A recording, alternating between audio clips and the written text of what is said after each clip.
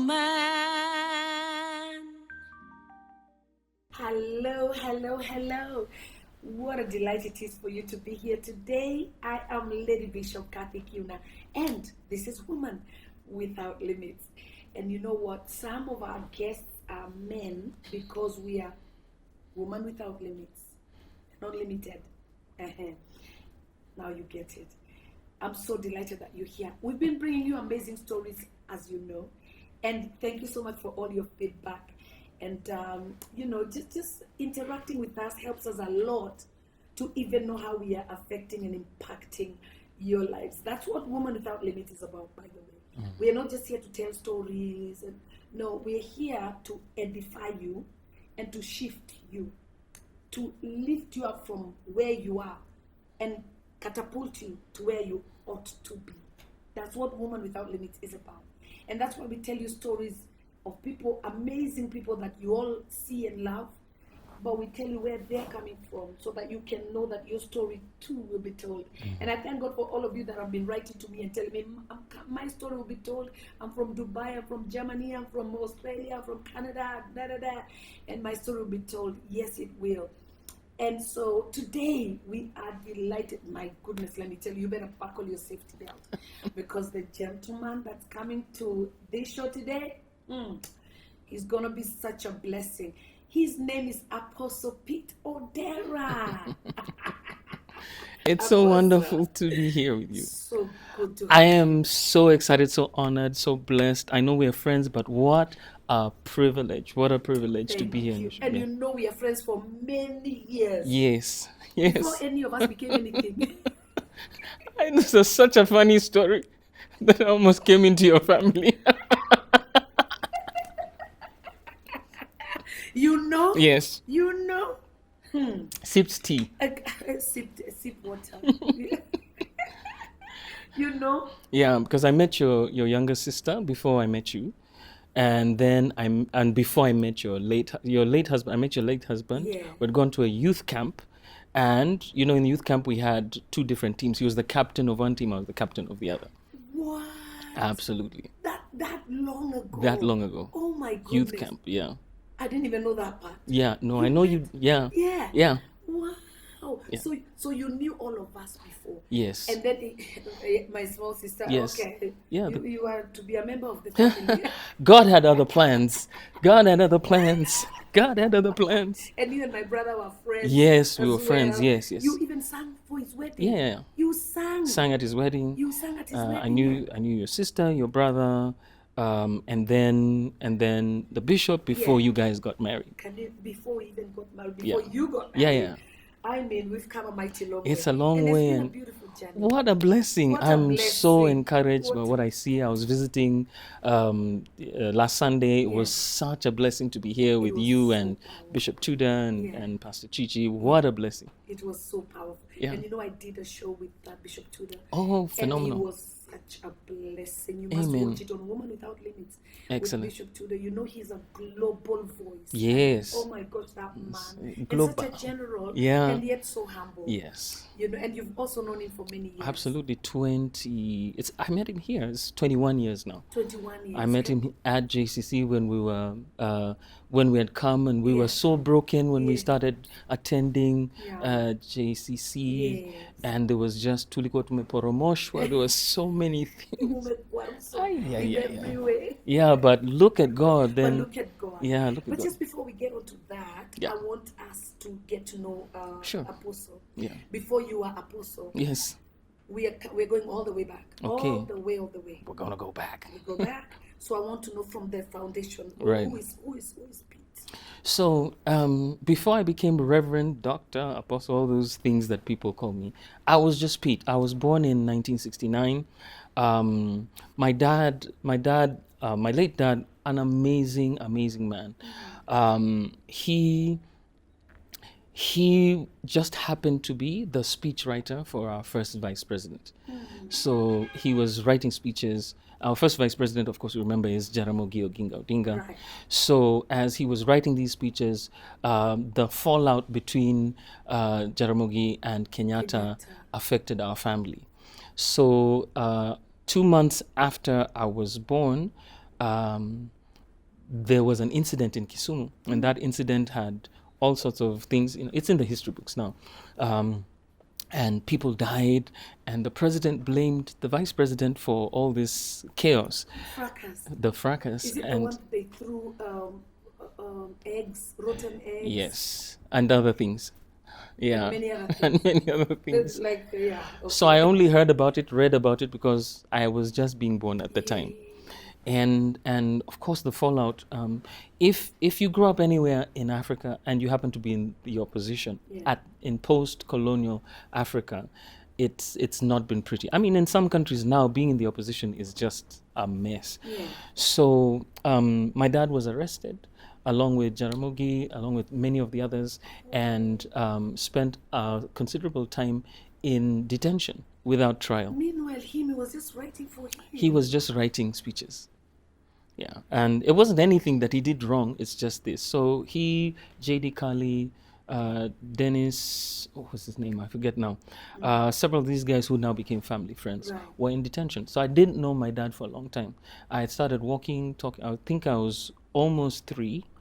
While he was still in when detention? He was in, I was 2, I think I was 2 when he came out. So I didn't know him. I didn't know him at the beginning. In fact, they tell me that when he first came, I was kind of like, who are you? Introduce yourself. Yeah. So I'm the middle child. So my elder sister, myself, and my younger brother. Yeah. But my brother, of course, hadn't been born at that time. That brother of yours is younger. He's The big. So Reverend Gowi Odera is my big younger brother. He's your big younger brother. He's the baby. Can't you tell? I thought With you the were dimples. baby. No. What? No. He's the one who's younger. So than Nelly's you. the older. I'm the sandwich. I'm the meat end. The middle. I'm a middle child. Yeah. Let's No, I know how exactly. So the middle So, children. yeah. We won't even go into that because No. if we try, it becomes this show will be middle children. middle children only. So while dad was in detention, so my mom is almost like a single mother, and she has to fend for herself. So we went to live with her uncle, who was a professor at the University of Nairobi, Right. the late Professor Simeon Ominde. And Professor Simeon, of course, now he had kids who were my mom's cousins and everything. They had a band. So they had a band. And this band was Black Savage. So the Black Savage was this band that was led by my uncle Gordon Ominde. It had, at one point, I think Jack Odongo, but his sister, Ayub Seda, Barak, Achieng. There were several other people in that band. I mean, these are big names in Kenyan music history. Like Jack Odongo, my Yeah. goodness. So this was like a big deal. They were a big deal. They recorded this song, Kothbiro. So that's the original writers of this Oh, song. the Kothbiro. Yeah. Ebu sing a bit with you. Kothbiro, terurudo kedala. Kothbiro, terurudo kedala. So that song Yeah. became a big song for them. Yeah. And then he moved to Germany. That song has been recorded again by Ayub Seda. It's been sampled, was used in the movie The Constant Gardener. It's been sampled by Rick Ross. It's been sampled by Kanye West. Wow. Yeah, they use my uncle song. Your uncle's- My uncle song. And you're just here sitting politely Yeah. and humbly. So that was Hey. my exposure to music. So I was immersed from when I was You 0. were little. You were. Yeah, crawling around. So, but of course now this is the balance, because my father's in detention. Yeah. When he came out, he was still being harassed. The police would come to our house, search, turn the house upside down, all sorts of mad things. And my mom and dad we found this out later. Yeah. Come back and find the furniture is rearranged. And we thought, oh, you moved the furniture. Yeah. Meanwhile, it was the cops who had come and just, yeah. Kisha them. Yeah, so it was, and then it was very difficult for my dad to get work. Very, very difficult. Because of what they've done to him. Number one, but secondly, because the way Kenya was structured, and I've tried to explain to my daughters since, the way Kenya was structured at that time meant that if you weren't aligned with the government of the day, The opposite. you were, Opposition and you couldn't get anything. You couldn't go to good schools. You couldn't. Sometimes you couldn't eat. Basically you were out there. I remember when the former prime minister was in jail, and my dad literally had to take food to Ida. She was a teacher at Kenya High. She actually taught my wife at Kenya High School, and we'd have to take food to the family, because sometimes they just make it so they made it very difficult. So that was the Kenya we lived in at that time. So I grew up a child of protest, a child of the opposition. We lived up the road from the late Professor Wangari Maathai. She was one of our neighbors. On the other street was Achieng Oneko, freedom fighter, and not too far from that was Ponge. And we were their kids in school. So you were surrounded by politicians, basically. Surrounded by Kenyan history. This was Kenyan history. We didn't know, because these were people we were constantly in touch with. So this was my social setting, but also my musical setting. So that I'm growing up in this setting, not understanding that there's a future coming. And so just enjoying the moment. Yeah, well, you just live through it. I mean, I didn't have a choice. I didn't have a choice. I was in the opposition. I didn't have a choice at the time. My dad was there, so we were an opposition family, with the difficulties, with the tapped phones. People don't even know, because we didn't have mobile phones at the time. So you had a phone and it was tapped. Phones, house phones, and security was listening. So my dad had to use code. So you're saying when there's supposed to be a meeting, he'd give me a newspaper or something and say, please go and give this newspaper to the mzee, to mzee Achieng Oneko, and tell him I need it back at 4. So this was code. I learned later. This was code. Let him be here at 4 for a meeting with Jaramogi. Wow. It was amazing. And so suddenly you'd see at 4 now all these guys converging for a secret meeting. Did you even put 2 and 2 together at that time? Later is when I got it. But that's the Kenya we lived in. So it was a very difficult, even though I didn't feel it was difficult at the time, but it was an extremely difficult childhood. I can imagine what my mom was going through, and my dad constantly being arrested, then released, then bailed out. So some of these guys were there now. James Orengo were in our house. PLO, Lumumba were in our house. These are people we know. You grew up with the boss people. Motegno. Maduong Motegno. Madongo. Capital letters only. All of them. Yeah. Wow. These are personal family friends. Professor Nyang and his wife. In fact, his wife, she said at my mom's funeral, she said that my mom, I didn't get it until the funeral last year, that my mom was her mentor. And I began to understand why, because my mom was the matriarch of these political wives, political opposition wives. So she was setting a mold for how opposition women need to carry themselves. So these other younger women were watching her. And so I just found this to be, and we're finding this out later. I only found this out last year. Right. After my mom died. So that was a difficult childhood. It was, but I didn't know I was I was having a difficult childhood. You live in middle class, in the middle class Nairobi, where we lived was middle class Nairobi, but without middle class money. So you know all these people, you know how to speak proper English, but you're living as though you might as well. The pocket and the English are not matching. We might as well have lived in Eastlands. In the low. Yeah. Wow. We might as well have been your late husband's neighbor.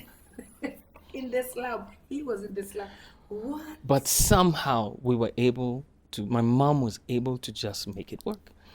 So she was working? She had to get a job. There was no other way. So she was covering most of your... She was, supporting, so, because now after my dad came, and I pieced this together later, after my dad came out of detention, something happened to him and he became an alcoholic. So I grew up with an alcoholic Please, father. oh, Yeah. what are you saying? I grew up with an alcoholic father. So he was, do you think he was damaged by all He the absolutely was. hula balloons? He absolutely was. My dad, even after he wrote his book and whatever, never talked about his detention. Never. He said, I went to detention. That's it. He never said to anyone what happened inside. I don't know a single person who is alive now who knows what was going on. Unless you He hear. did not even tell your mom, I think he did. but she said nothing as well. So you don't even know to date. It was bad. I just know that it was bad. I know that there was obviously torture, there was obviously all sorts of beatings and what have you, but that's it. And then she had to look for him because they weren't telling her where he was. It turns out that he's in Lodwar. Another day, CG is where? So they kept shifting him. And she had no. So some people, I think it was people like Dalmas Otieno and some other guys, would help her figure out where. Because she has two small children. Yeah. She has two small children. Your older sister and you. Yeah. At that time. We're tiny. Right. So where is she going? Where do you even start looking for this? What? So that was difficult. But somewhere along the way, I went to primary school not far from here, the Hospital Hill Primary School. Yeah. My dad insisted that we needed to be in a multicultural school. Because at that time I know Hospital Hill was full of whites. Yeah, it had a lot of Muzungus, Muhindis, people from all over the world. All over the world. So I had friends who were My all. small sister was there. Oh, no, I didn't notice her. She was there. She came later, of course. So she came later. She's younger. Yes. But she was. Yeah. In Hospital Hill. So we're in Hospital Hill with all these our teachers.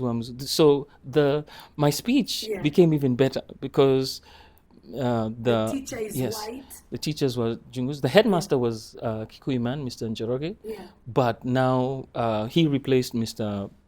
Cutler, who was our American headmaster. He used to come and play guitar for us for the first 2 or 3 years that I was in primary. Right. Then he was replaced by Mr. Njoroge, who then was an amazing administrator. A strict man. Strict. Didn't joke with you people. Peter Odera. Come here. And they used to deal with us. If you ended up in his office, there was no. You didn't come out of that place with you say, "I'm sorry." There was no sorry. There was just tandiko. Yes. So there was discipline, but there was such a good quality education for a city council school. Yeah. So we got a very high level of really good education in a city council school. At that time, government schools were fantastic. If you went to a private school, it was almost always because there were very few very good private schools. Right. So maybe you had Strathmore, Kianda, and maybe St. Mary's, which were the, they brought out really great results. Even St. Mary's at that time struggled a little bit. Yeah. But the best schools were government schools, so people competed. They were fantastic schools. They were fantastic. Yeah, fantastic. Yeah, even the quality of the headmasters and the headmistresses. Phenomenal. Phenomenal. Amazing in those days. So somewhere in that journey, around 1979, two ladies came into my life that changed. One lady was Miss. Well, let me say there's two opportunities that came that year. Mr. Mbudia, who was our geography teacher, I don't know what happened. I really don't know. But he called me out and said, "Let me bring all your books." So I brought my books. So I thought obviously I was in trouble because I was in trouble always. So I brought the books and he's looking through the books. He said, "Okay." And what they were doing was assembling a team for the junior quiz. So there's a TV program that would come, Junior Quiz. Right. Yes.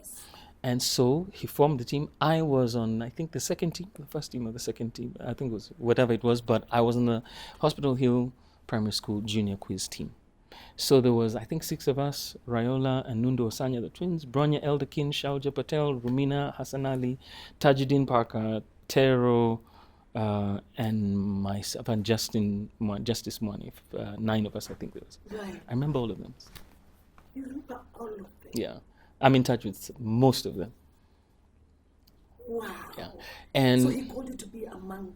yeah, so we'd go to the thing and we won. Of course, that year we came out as, did I say of course? Oops. Of course. So- you know, it's a lakeside, you knew that is. Still saying the fish. Maybe it's the fish. So we ended up, I was a really smart kid. So when I got through primary school, So that's why the teacher came and picked you. that is why I was being called out. I thought I was in trouble. Kumbe, I was being set up for television. So you to saw be asked- television things when you were 9, 10 years old.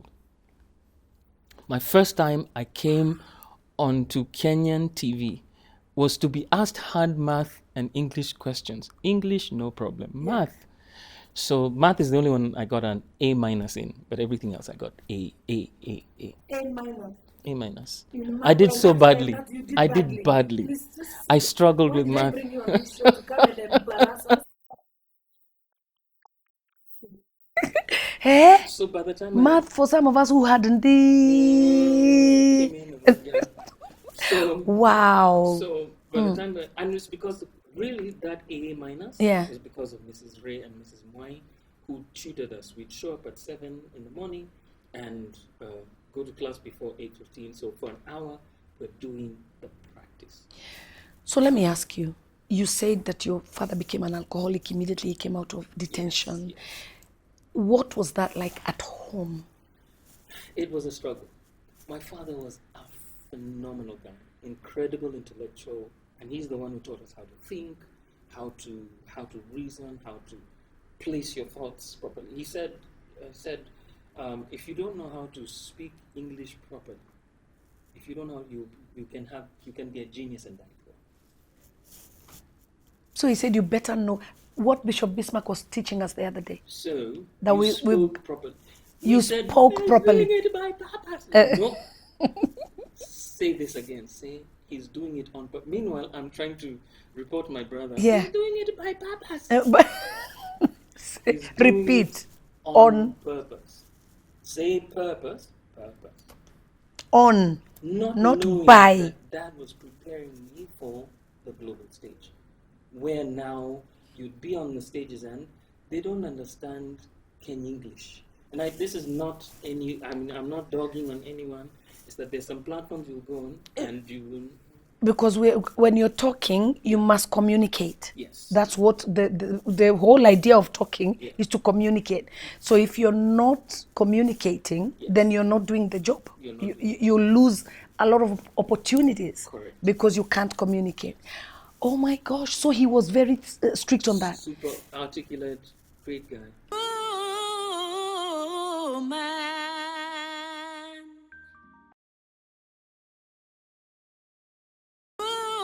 Oh man. Your mom must have been very affected by that. Absolutely. But my mom was tough. I mean, you know how those old school moms, mom was tough. And so they would argue. I mean, and so sometimes it was royal. But Dad wasn't a physical man. So he did his best. Yeah. And so my dad didn't like argue. He didn't really like argue. I mean, he made his point and left it. So even if he was an alcoholic, he was still. So you see, there's a picture Yeah. of alcoholics, of violence. Yes. And That's why I'm asking. That's why I'm asking this. Violence and Yeah. womanizing. He wasn't like that. He was committed. Yeah. And that was it. That's how he lived it. So he liked the bottle, but that's all. He tried his best to leave it. Did he ever go through counseling to try and help and leave? Please remember that we're living through the 70s and 80s. Yeah. We're an opposition family. So even if there is counseling, You can't get you it. can't afford. The shoe has holes. God bless us. Were you angry? Later I found, there's things that you go through therapy and you realize I was holding something inside that I had no idea that I was dealing with. This is bottled up resentment and trauma that I realized this was trauma from childhood. Childhood that was extremely traumatic. Going through counseling to realize that I grew up with perpetual anxiety. So one of my best verses for me is Philippians 4. Be anxious for nothing. Do not be. I literally have had on many occasions to talk to myself and say, do not be anxious about anything, but in everything, through prayer and supplication. With thanksgiving, make your request to God, and the peace of God, the peace that of God surpasses all understanding. shall So guard if I your look- heart and yeah, mind. So if I look like I'm chill, it is Philippians. Or you would speak it to yourself so that you calm down. Right. And so so while this trauma is going on and everything, God was designing a plan. I was 8 or 9 years old when there's a lady called Mrs. Roberts Yeah. that would come. She was a Scottish missionary. Would come to the school every Thursday and do what they call Bible Club. In that Bible Club, she would teach about Jesus. She'd teach about Jesus and make, introduce kids to the Bible. Right. Introduce kids to Jesus. Yeah. And one of those days, Yeah. she came and she said, which one of you would like to give their life to Jesus? And I gave my little heart to Jesus one of them. When you were 9. So that woman changed my life. So Mrs. Roberts, God bless you. Yeah. She's still alive. She's still in Kenya. She's still alive in Kenya. Still in Kenya. Wow. You say 2 of them. Yes. So that was one. That was one. Yeah. Second woman, same Yeah. year, Yeah. I was 9, was an American missionary. She was called Mrs. Rogers. Mrs. Rogers was, so my mom started attending Nairobi Baptist Church. So when she started attending And you remember we met there also, so young. 60, Sip.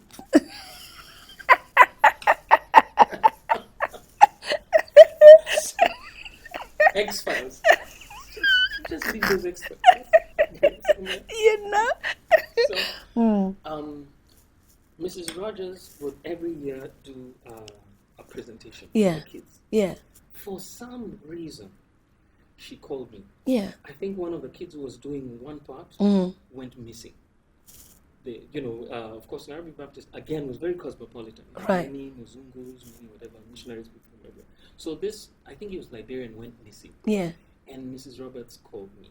She gave me a little cassette player with the tape inside. She said, I've cued the tape to the song you're supposed to learn. Go and learn this song. Yeah. You're going to sing this song over the weekend. So I took the tape player on Sunday for next Sunday. Right. And I learned the song during the week. I think we met during the week again. Yeah. But then I learned the song. And I had this part in that Christmas play at Nairobi Baptist Church. That was the first time that I sang in public. 600 people and now singing a solo. And I was some hungry people. Oh, yeah. Which? I was feeding some hungry people, the feeding of the 5,000.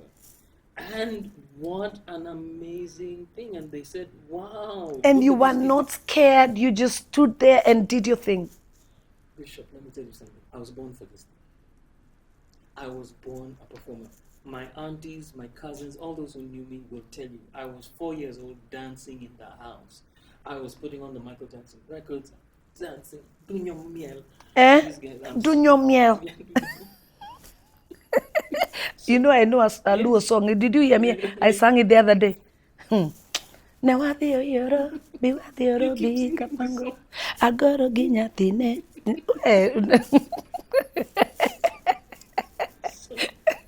So you started from a young age. I was writing songs from as soon as I could write. My sister tells me that is what was happening.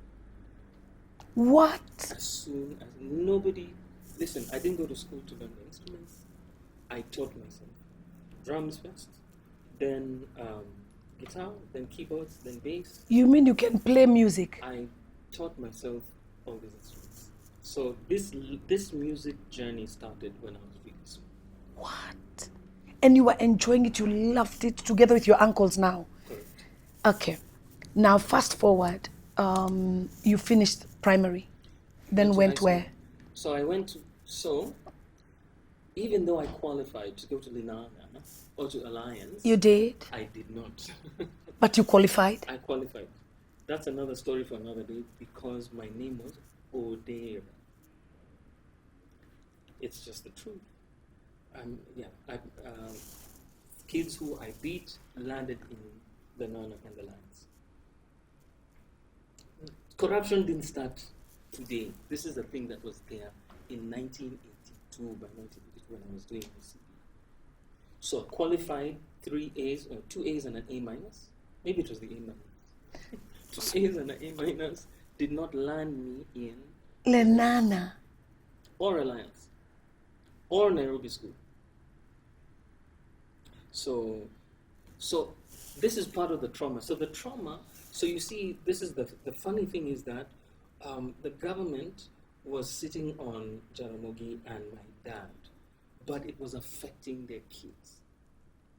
So there's a generation of kids who either grow up with alcoholism, some form of trauma,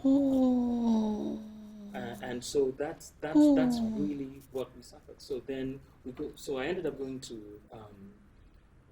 Cardinal Otunga High School. Yeah. Which I think saved my life. Because if I had gone to a Nairobi school, I promise you, I would not be sitting here. You would have finished. I have friends who are in those schools who are dead today. They're dead. Because they went into all manner of lifestyles, choices. Yeah. And those were my classmates. Those were my year mates. Those are people that I knew. And if I had gone, because still, I went to Cardinal Otunga. Yeah. I went to Kakamega High for my A-levels. But, please, I was born again. But the truth is, I smoked it. I drank. Give me anything. It was smoked. It was drunk. I did it. I did it very well. While now you are in that school. While in school. You like this? Sip. Listen. You went into all those. Is it cigarettes? Is it weed? Is it what have you? Is it alcohol? Is it alcohol? Is it drugs? Is it other things? You are involved. I was. You are part of the team. Powerfully. The Lord allowed me. Yes. Now you put the Lord there. He allowed me to taste and see that He is good. Taste and see that He is good. Because, listen, I completely enjoyed going to carnival, to the clubs, because at 7, I just like that. You know, once the music comes on, yes, and DJ you and me both. So all of those songs are coming. Just got paid. Friday night. Jesus. Dancing till the break it down. Of course. Because I really enjoyed the music. Some people enjoy getting high. I didn't enjoy getting high, to be honest. TBH. I didn't enjoy getting high. I just loved the music. I love the music and dancing. Me, I can't believe that we were in the same WhatsApp group. Yeah. Because that was my joy as well. Yeah. Just leave me on the dance floor. And I will dance from the beginning till the DJ goes home. Yeah. So now when they put the slow song, you know, there's that 11 or I don't know, whatever time they put the slow song. Bro. Now you go and sip. Yeah. You go and take your sips. Oh, Jesus. Yeah. So you did all that. My neighbor was a DJ. Yeah. My neighbor was a DJ. One side was a DJ. Please remember my uncles and aunts have a band. This band is not singing Jesus songs. Yeah, of course. No. So I was exposed very early. My father's an alcoholic. People used to come to our house and just drink every weekend. Yeah. Every weekend. In the house. Yes. With your parents. Yes. So where So where was hope? There was no. That's why I say Mrs. Rogers was just at the right time. She was sent by God. If I had not met that lady, somehow God had to save me. So that by the time I'm going into high school, I at least know Jesus. Yeah. Because if I didn't, I wouldn't. You would never have. I would have been lost forever. That's amazing. So the Lord sent this Scottish missionary yeah. and this American lady to help me to really shape what I was going to become in the future. So as I was going through high school, I was tormented by everything. In fact, I became suicidal as I was going through A levels. Because of wow. Yeah. So I became suicidal. Yeah. So now I want to take my own life. Yeah. And somewhere Jesus. at 17, something happened. Something happened. Now I realized later that kumbe, what I was going through made my mom pray. Because my mom was a backslidden Christian. She met my dad. Yeah. So my strapping, dashing, handsome father. Yes. They met. So they were living their life. Yes. They were just doing this thing. So she was away from the Lord at that time. In fact, she always said to people, "Oh, Yeah. you brought up such great men of God." Yeah. She says, "It's gonna that's my kids who saved my life." It's the other way around. Yeah. So she started to pray, and God started answering her prayers, and I just started to see the light, and I turned from facing the clubs one day to not facing the clubs the next day. It was almost day and night. I made a radical change, and I started chasing Jesus. You just turned around as a youth, Yeah. a young I man. am. So I know exactly what it's like. Yeah. By the way, Yeah. Yeah. we were in worship team Yes. at the same time. Last night, just got paid. Friday night. Bless the Lord, oh my soul. You are just changing the tunes. So now when I became a pastor, I could tell. I said, I know what this one is doing. Nitakuwa huko. Nampata, nakucheki. Cheza ukimaliza. Nitakuwa nyuma. Tuonge, because I know. Yeah. I know where you've been. But you see, what the Lord allowed me to, and one lady came to me once, she said, I've never met a pastor who openly said that he smoked weed. I said, this was my testimony. Yeah. And that's the thing that made her come to church. Wow. Wow. So the journey... Isn't it amazing? And you know, that's what Women Without Limits is actually all about. Because see, when you share your story, when you tell people where you're coming from and be real, Yeah. you deliver so many. Yeah. Because they look at this guy and they're like, how can I ever achieve that? But when you say, listen, Yes. I was brought up by an alcoholic father. I was, rowdy. I have gone through this I and was that. not a virgin And when I got married. And we are coming to that. We are coming to to being chased from churches. We are coming. Yeah. So, so that started changing your So mind. I'm going into adulthood, and it's like the Holy Spirit just arrested me and just started doing something to me. And that's the year I met your husband. Yeah. It was like night and day. And the thing that happened is Kimani, who became my best man, was living the same life. He was in Lenana. And that's how I know that if I was in Lenana, I would have been in the same boat. At 16, because he was a year younger than me, at 16, the doctor said to him, listen, my friend, you are going to die. Yeah. Stop drinking. Yeah. So we met at this youth camp. So we said, this is the last, we went to the last Kani. Yeah. We've gone to the To last finish, to say bye. Yeah, we're finished. So we went to the last one. And then a couple of weeks later, we were at youth camp. So for real, you were saying bye. Like this is the last. FR. For real. Okay. So we ended up being in this space. And so God brought, I made a prayer. And this is important. I don't know what entered my mind. I said, the problem is my circle. These guys, I'm looking at all my friends who were then at that time. I said, hey, these guys are going to take, So I said, Lord, I'm giving up my friends. I had a little diary with my friends' numbers. I took it, tore it up, threw it away. And I said, God, give me new friends. So I'm starting from scratch. So I bounced all my friends. Yeah. So, at something teen, you're ending my late teens, early adulthood.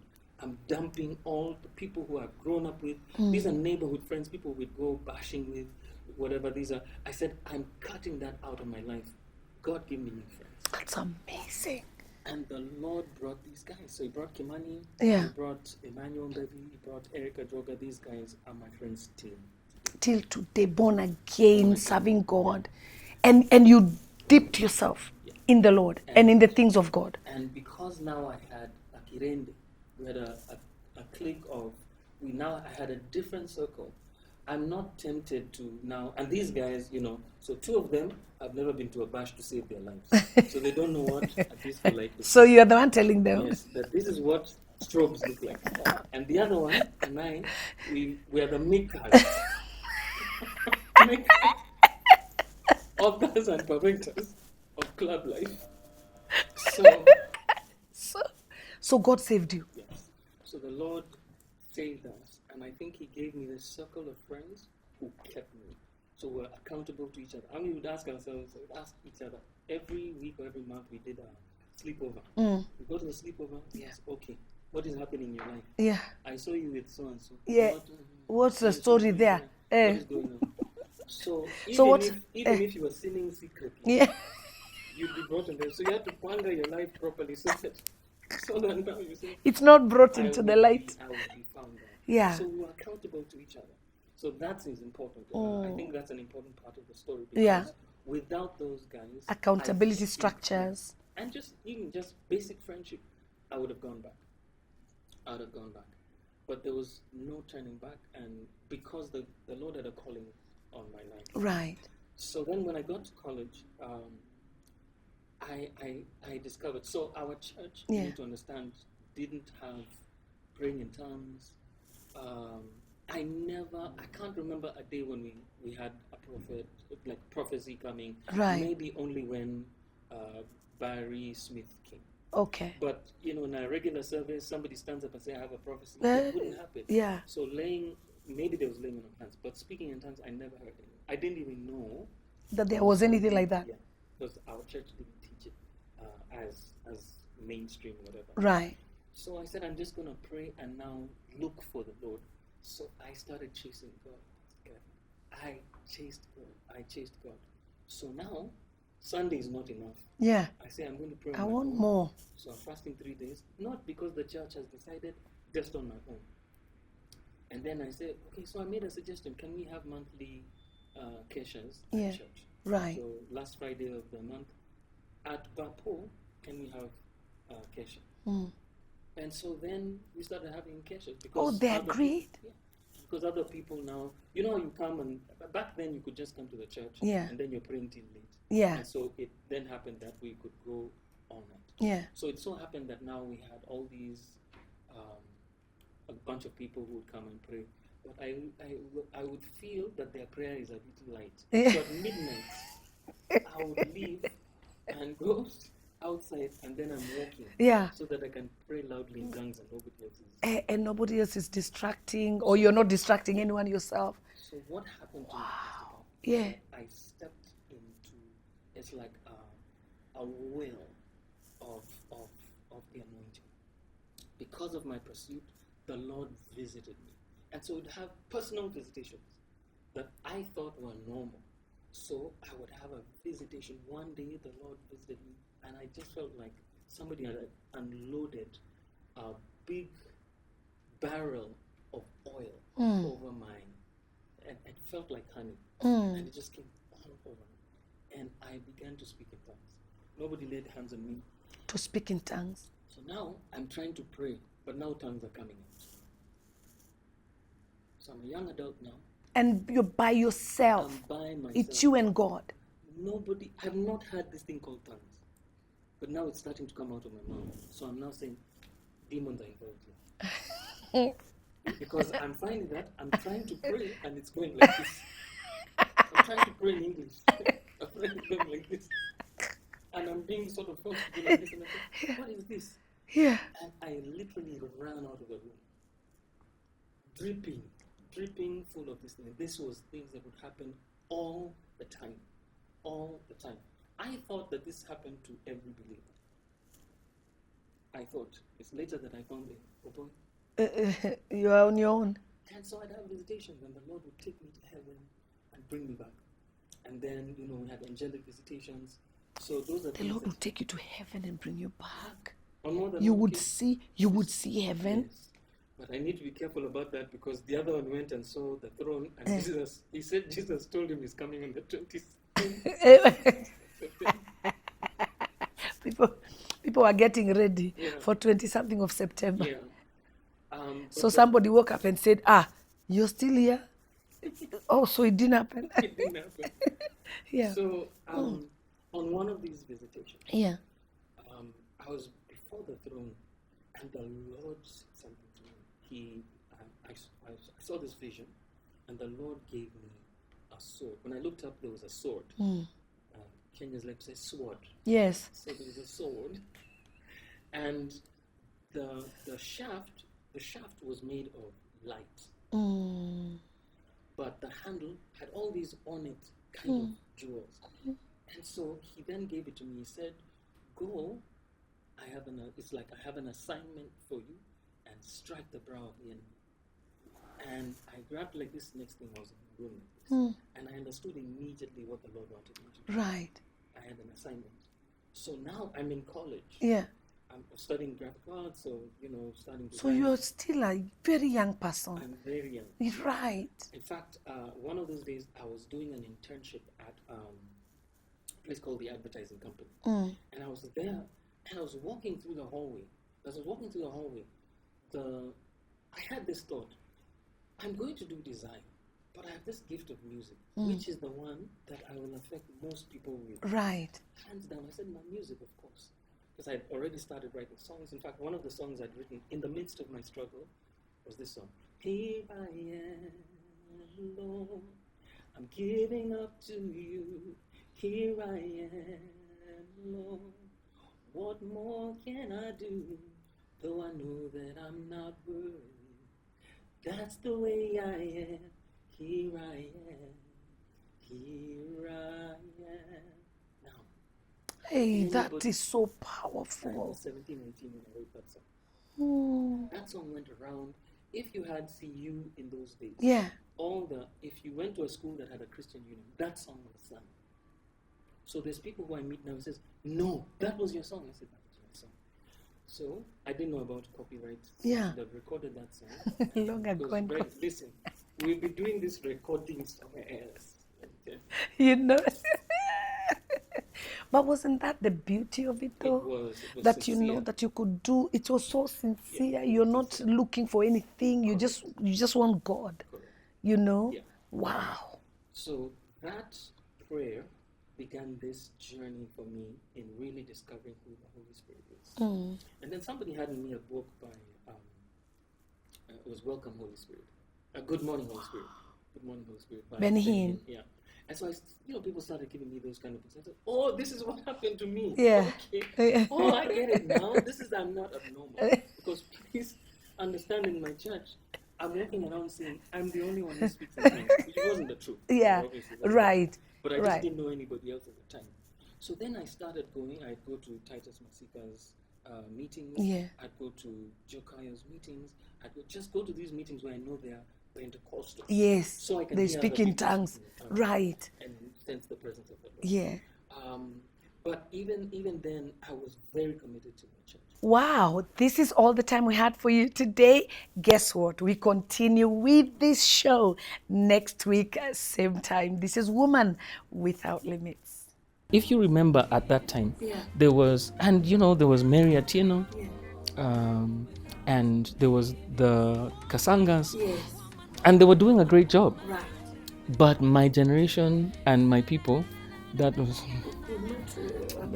no. It was the one. You imagine you're listening to Just Got Paid, Yeah. and then you And come then to you church, Ahadia Bwana. It's like Especially when you're coming yes, from the club. like very Exactly. amazing music. Yes, with strobe lights. Yeah. So No, it's true. Yeah. Like done in a very, very powerful way. correct, yeah. Then coming to like Adamu na Hawa, do you Adami understand? Yasi. Yeah. This was not my thing. I'm sorry. And listen, there's people who now that song comes on. This song really blessed me. They cry and they Yeah. hear God. That thing just didn't do anything for me. Yeah. Because there was a taste in my mouth that had been developed by this thing. So there was a kind of music. I said, listen, since that music is not there in Kenya, let me write it. So I now started packaging my songs with, people say, with beats. A groovy beat. Yeah. Yeah. So now the beats started coming. This is when now we started disagreeing with the pastors, with the elders. But please remember, beat, this yeah. This, in fact, they would say, "This is, you're bringing the disco into the church."